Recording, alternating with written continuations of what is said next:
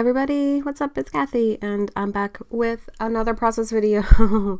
And I think it's been less time between them than it usually is, so I'm gonna just keep that ball rolling and try to get it to the point where I'm back to doing more than one a month. We will see. I'm hopeful. I actually had this one edited for a while, and I just wasn't able to do the voiceover, so I actually made this one before International Scrapbooking Day, so I had really wanted to get it up for that and just was not able to, just because of stuff going on in my home. And it's a very small home, so it's really hard to get a moment where you're not hearing kids yelling and everything like that. But this is a really simple layout, actually. This one did not take a long time to do because well, it actually did take a little bit of time, but that's because I do some sewing on it, and I just did the sewing by hand at this point just because I was sewing little areas and I just thought it would be easier. So as you can see, I drew a whole bunch of hearts on some pink vellum that I just happened to have in my stash. It was an 8.5 by 11 sheet of pink vellum, and I just drew hearts with like a white jelly roller. Now, by doing something like that, I am gonna have some of the white jelly remnant on the vellum when it's all done, because I'm not cutting it perfectly, and I didn't draw them perfectly either. I wanted them wonky and just kind of weird and everything, but I actually wanted that. I wanted that imperfect look, pretty much. So I'm okay with how it turned out. If you were going to do something like this and you wanted it perfect, you could technically, I think, send it through like a silhouette or a Cricut. They will cut vellum. I just don't do them with like really intricate designs. So, but something like a bunch of hearts would work. Or you could just wing it by hand. I just kind of wanted a basis to use. So these are some pictures that I took last year. I think I took them on Canada Day, actually.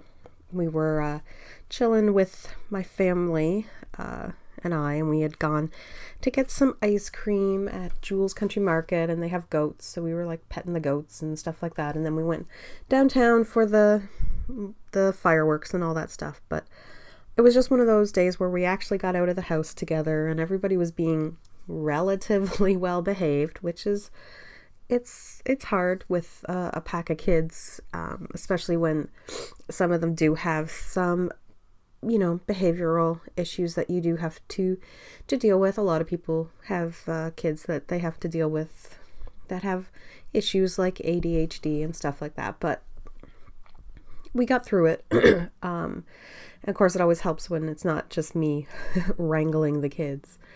So this was like a summer picture, and I don't know, I just, sometimes when the summer is hitting, like it's spring now and it's finally warm and the snow is finally melted and it stopped being rainy for a month, that I just really feel like getting into the groove of using those bright summer colors and those bright pictures. I do tend to take a lot more pictures in the summer than I do in the winter.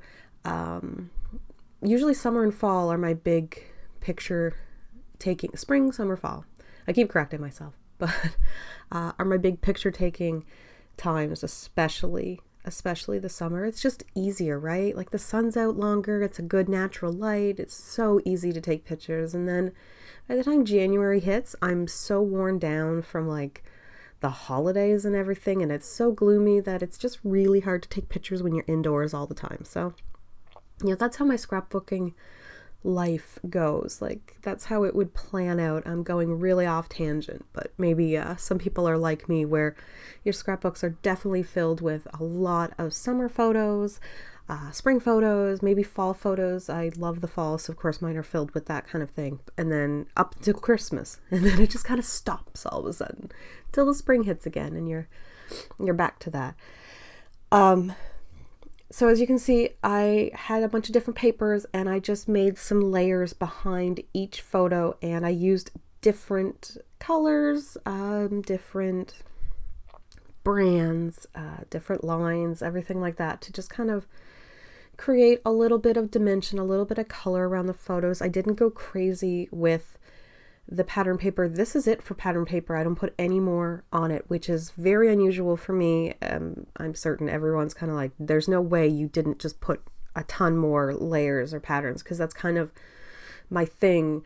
It's kind of what a lot of people know me for, is that I just go crazy with layering and pattern papers, and I also go crazy with embellishments, and I go crazy with everything. So yeah, no, I did not do it this time. I really tried to keep it simple. This was kind of a new one for me, and the reason I had to keep it simple was because of those hearts. Because I decided to have them have dimension, you can't really put a lot of stuff around.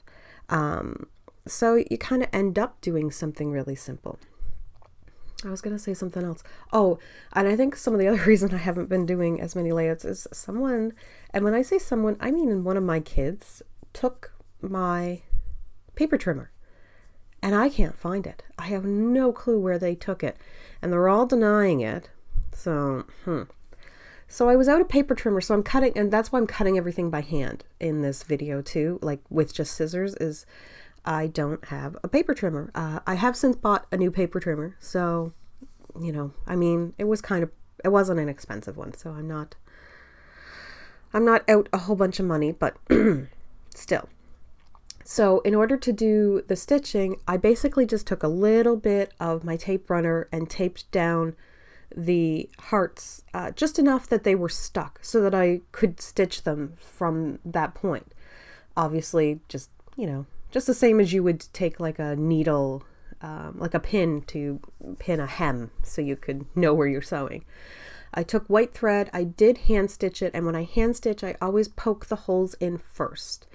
So I'll poke a line down and then I'll stitch, and that just makes it easier for me than trying to poke through the paper, lifting it up and putting it back down and all that stuff. And I only did one strip, like one line of stitching per heart. If you were doing something like using a sewing machine, you could go up and down, and I just hit my microphone, so I'm sorry if that made a sound. You could go up and down and make a really cool, like, messy effect, which overall would have been something I would have been interested in doing, but I really wanted to get the layout done. So one strip each, and then I just kind of flipped them up so that they were kind of floating like butterfly wings. And I really like the effect. It's subtle, but it's adding so much dimension, and I did not want to bog down the hearts either, so I'm going to try to use minimal embellishing, and I think I do end up using some acetate embellishing, just because then it's even more in the line of light and airy. And these pictures in particular, they don't have a specific theme. Like, this was Canada Day, but I mean, there's nothing screaming Canada Day about the pictures. Like, we're not wearing red or waving flags or anything like that. So I just kind of wanted this to be one of those everyday pictures. And if I have pictures later on in the day from Canada Day, then I might theme it to that, or put it in the journaling.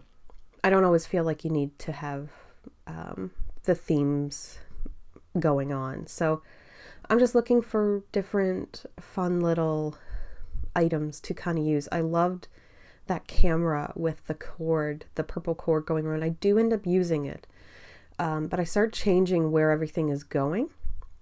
And I had some of those leftover puffy stickers from Cute Girl collection from a while ago from Crate Paper, and I liked the black outline ones, so I'm going to use some of them, but just the black outline ones.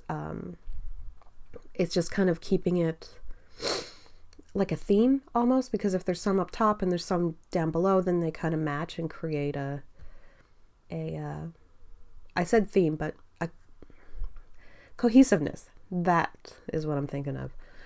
That Life is Good acetate, I said acetate, acrylic piece is from Pretty Little Studio, from one of their collections, but you can buy it individually from the website as well, and I really liked it. I thought it was cute, and because this is just like a random photo session, and because I was kind of worried about trying to put thickers on top of all this, I thought that just using that acrylic piece, I guess the title would be really good.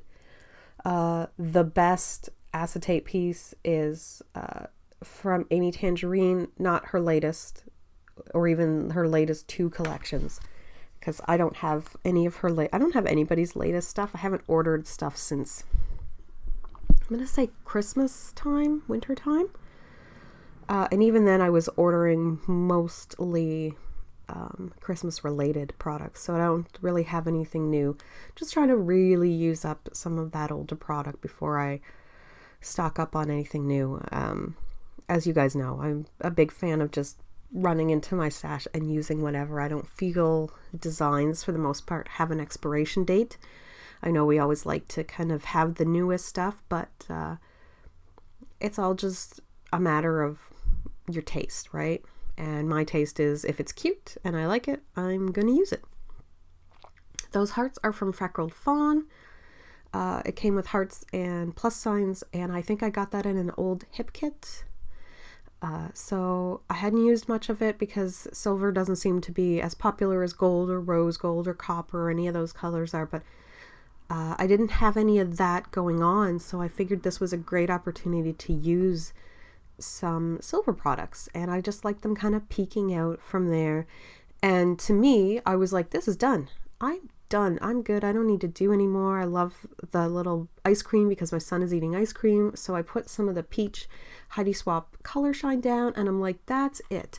And then later, and I don't film this one because I didn't have my camera set up, but later I go back and I take a piece of paper, like a small pattern, and I cut some extra hearts out to add to my vellum hearts. As you can see right there, it was just like a pink pattern, and I just kind of wanted something a little bit more going on in there, a little bit more pattern. So I guess I did use a little bit more pattern.